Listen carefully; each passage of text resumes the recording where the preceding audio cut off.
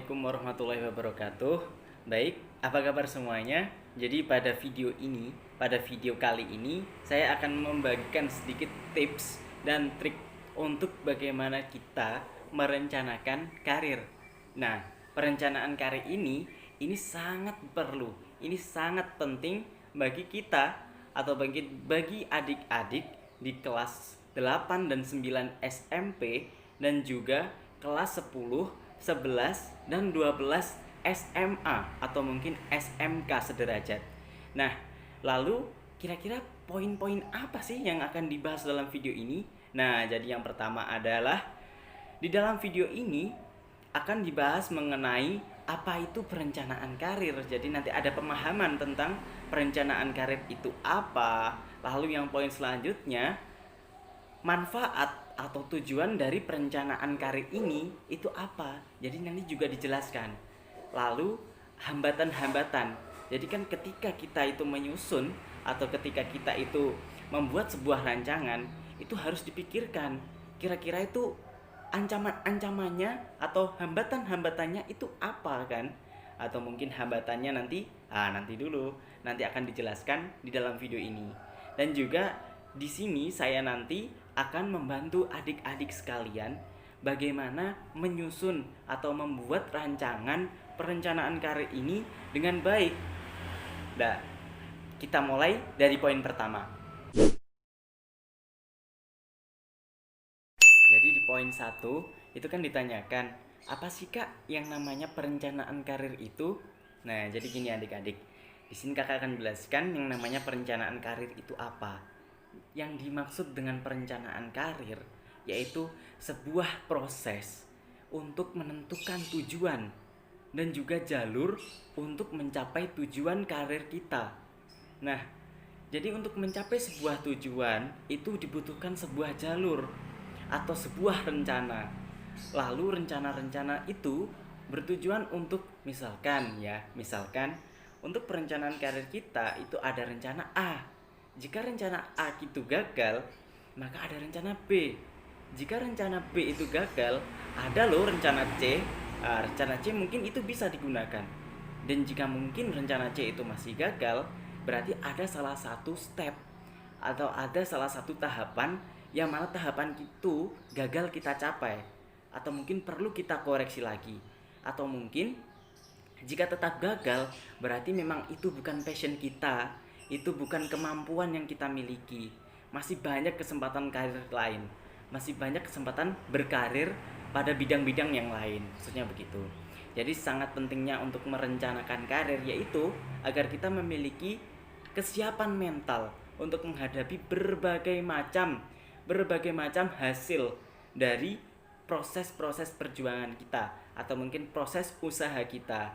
Jadi itulah yang dinamakan perencanaan karir.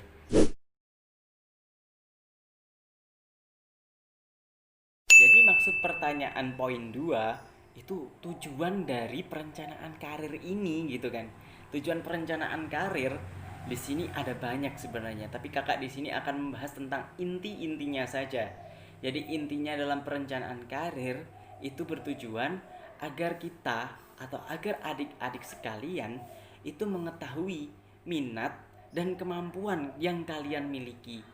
Misalkan minat kalian itu di bidang apa. Nah, setelah kalian merencanakan karir, kalian itu kira-kira mampu atau tidak itu kan. Karena sudah apa? Sudah kalian identifikasi, sudah kalian perinci. Nah, inilah tujuan utama dari perencanaan karir itu. Adapun tujuan-tujuan selanjutnya itu ada misalkan untuk mencapai karir yang strategis atau mungkin karir yang cocok bagi kita, atau mungkin untuk menentukan langkah karir kita itu agar berjalan sesuai harapan kita. Jadi kita sudah mengetahui, oh kira-kira ini loh hambatannya ya kan. Oh kira-kira ini loh yang harus kita butuhkan. Kira-kira ini loh yang harus kita persiapkan. Nah, jadi itu tujuan dari perencanaan karir itu.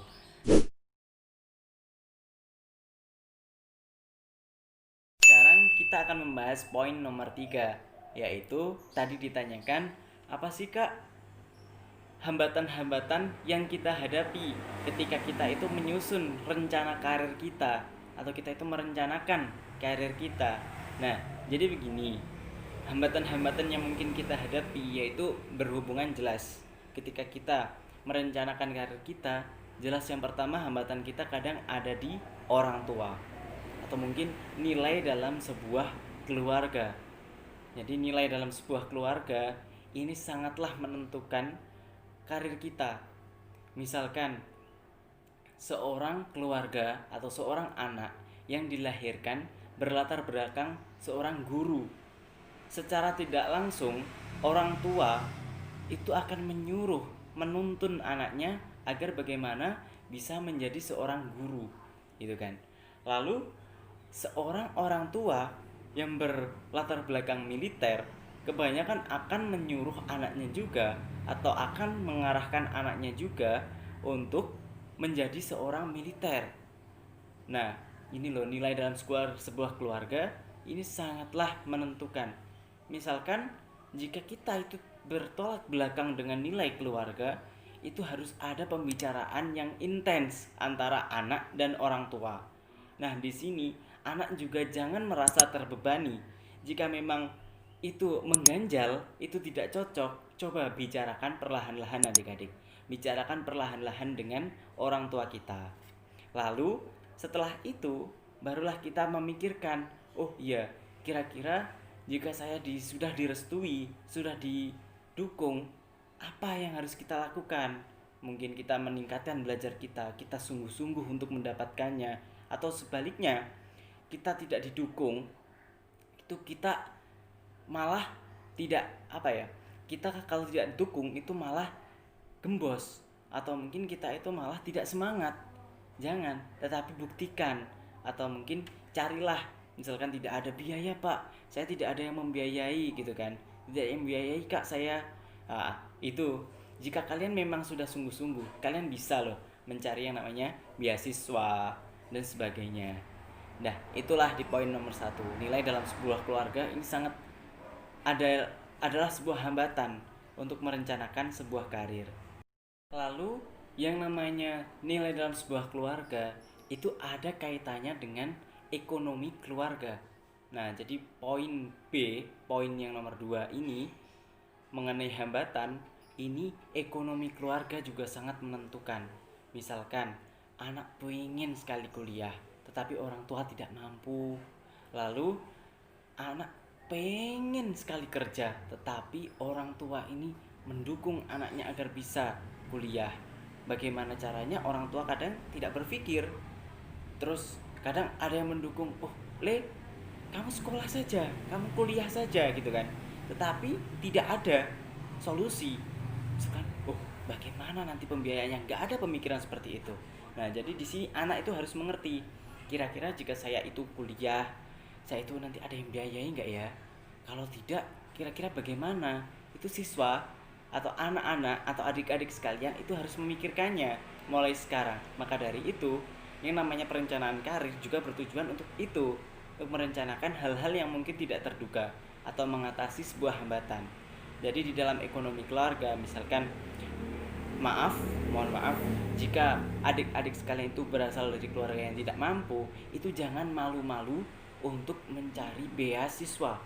Banyak sekali beasiswa yang sekarang digelar oleh pemerintah, yaitu ada beasiswa dari kampus, ya kan? Beasiswa bidik misi dan beasiswa yang sangat banyak. Misalkan beasiswa dari swasta itu juga ada. Maka dari itu, kalian jika ingin kuliah dan itu kalian jangan merasa, oh saya mungkin nanti kalau kuliah selalu tidak ada biaya atau mungkin pasti tidak ada biaya. Jangan terlanjur atau jangan terburu-buru berpikiran seperti itu. Ada baiknya kita itu terus berusaha, terus berikhtiar, berdoa, dan nanti ketika ujung-ujungnya kita juga berusaha untuk, jika kita diterima, kita berusaha untuk mencari beasiswa. Jangan takut, karena di sekolah-sekolah negeri maupun swasta, PTN, PTS, itu banyak sekali beasiswa jika kita ingin mendapatkannya. Nah, maka dari itu, adik-adik sekalian, lalu di poin yang ketiga dalam hambatan, itu kurang adanya fasilitas yang mendukung dalam pembelajaran. Misalkan ketika kita menginginkan sesuatu, menginginkan karir, itu kurang fasilitas, akses internet kurang, atau mungkin oh misalkan daftar di IPDN atau mungkin di sekolah-sekolah kedinasan, itu kan biasanya pendaftaran online. Karena rumah kita itu berada di desa, itu kurangnya fasilitas dan akses itu sangat mempengaruhi dalam perencanaan karir. Jadi dia termasuk dalam hambatan. Pada poin yang keempat, hambatan dalam merencanakan karir itu adalah kurang tahunya bakat, minat, dan kemampuan yang kita miliki. Nah, jadi adik-adik biasanya itu begitu. Oh, cita-cita kamu apa, Nak? Cita-cita kamu apa, Le? Apa, Nduk? Nah, biasanya kan gitu. Nah, ketika kalian saja belum mengetahui bakat kalian itu apa, minat kalian itu apa, otomatis kalian jika ditanya itu, kalian akan bingung. Kalian akan merasa, oh saya mampu apa enggak? Oh kira-kira itu dengan kemampuan yang saya seperti ini, apakah saya bisa masuk? Nah, kan karena ragu kan. Namun ketika kita itu sudah merencanakan karir kita nanti akan mengetahui, oh ini loh bakat saya. Oh, saya itu minat di sini loh. Nah, begitu kan. Saya itu minat di sini loh. Lalu karir saya itu yang tepat ini loh. Nah, kan kita tahu karena adanya sebuah perencanaan karir. Namun ketika bakat, minat, dan kemampuan itu kita tidak tahu, adik-adik sendiri saja tidak tahu, otomatis itu akan menjadi hambatan yang sangat besar di dalam merencanakan karir itu, atau mungkin di dalam jalannya karir.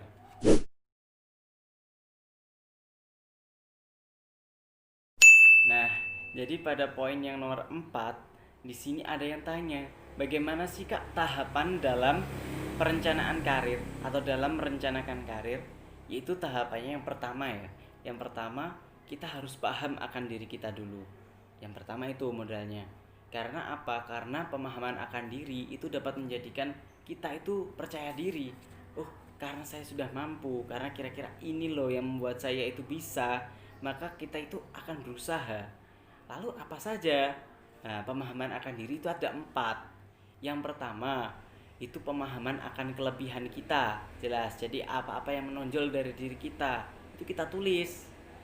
Atau mungkin kita pahami, nggak apa-apa. Akan lebih baiknya itu kita tulis. Lalu yang kedua, tentang kelemahan kita. Kelemahan kita itu apa ya? Misalkan kurang disiplin waktu dan sebagainya. Lalu yang keempat, yang ketiga itu bakat. Bakat yang kita miliki atau sesuatu yang mungkin tidak dimiliki kebanyakan orang, itu namanya bakat. Dan minat. Minat kita itu apa? Misalkan minat kita itu, oh, saya juga minat untuk menjadi all shopper atau penjual online dan sebagainya. Itulah yang dinamakan pemahaman akan diri. Yang selanjutnya yaitu pemahaman tentang karir. Di dalam pemahaman tentang karir ini kalian harus memilih dua, yaitu yang pertama karir kalian, dan yang kedua juga karir kalian atau dua karir yang kalian inginkan.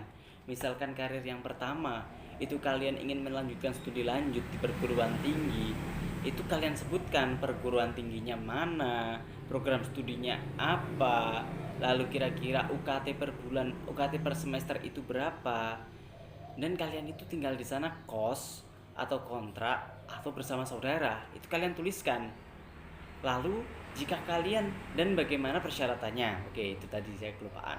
Lalu yang kedua, misalkan kalian itu memilih pekerjaan, kalian itu harus mengerti kerjanya itu kerja apa, persyaratannya itu bagaimana, di mana letak kerjanya, dan juga pada bagian posisi apa kalian itu harus memenuhi atau memenuhi persyaratan itu dalam posisi apa gitu.